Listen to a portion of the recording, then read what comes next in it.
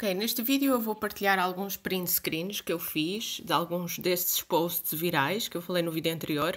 Claro que eu tentei apagar os dados que pudessem identificar quem é que estava a partilhar isto, mas basicamente, como vocês veem, é um post que diz sobre o conflito da guerra e da Ucrânia. Olhem a opinião de uma pessoa, neste caso é uma pessoa supostamente de nacionalidade russa, que mora no Japão e que tem algo que quer dizer, que quer partilhar a toda a gente.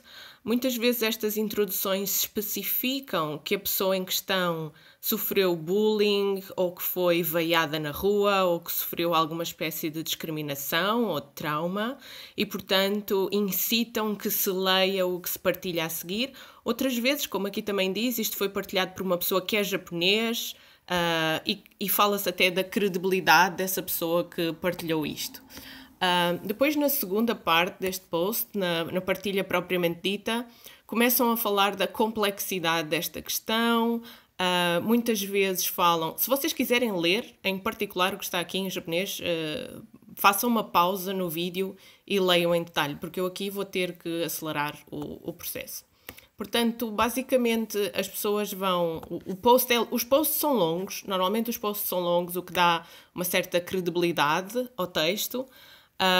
Falam que existem antecedentes para este conflito e que devem ser as duas partes ouvidas e que os antecedentes deste conflito não são simples e que as coisas não são preto no branco, basicamente.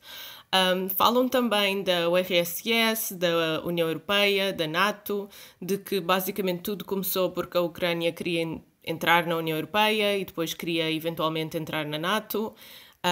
Falam do desmantelamento da URSS e de como a Ucrânia era parte da Rússia, enfatizam muito isso, de que a Ucrânia era parte da Rússia e que os recursos da Ucrânia são os recursos da Rússia. E recomendam vídeos com explicações em japonês e legendas em japonês e enfatizam que as coisas estão muito bem explicadas num certo sítio e num certo vídeo e põem links.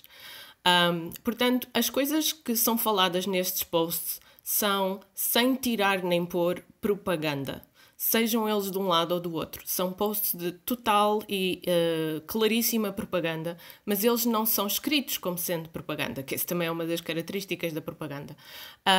As opiniões aqui são sempre muito a defender qualquer coisa, mas ignoram deliberadamente, ou seja, não colocam nestes posts, ignoram deliberadamente factos. Algumas destas coisas são contrárias aos factos. Por exemplo, o facto de a Ucrânia não é um país que precisasse da Rússia para existir.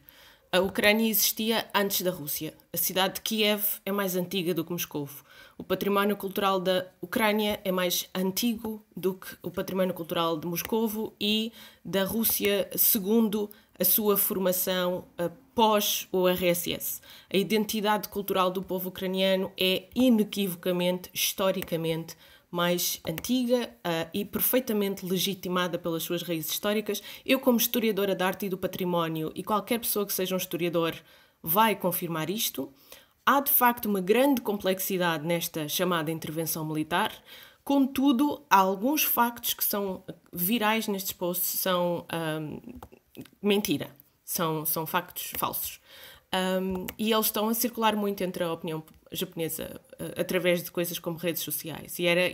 Queria-vos dar um exemplo concreto disto, porque acho que isto ilustra muito aquilo que está a ser a política nas redes sociais e aquilo que pode vir a ser uma manifestação da opinião pública japonesa a favor ou contra esta questão. A guerra não é só no território, é também nos mídia e nas redes sociais.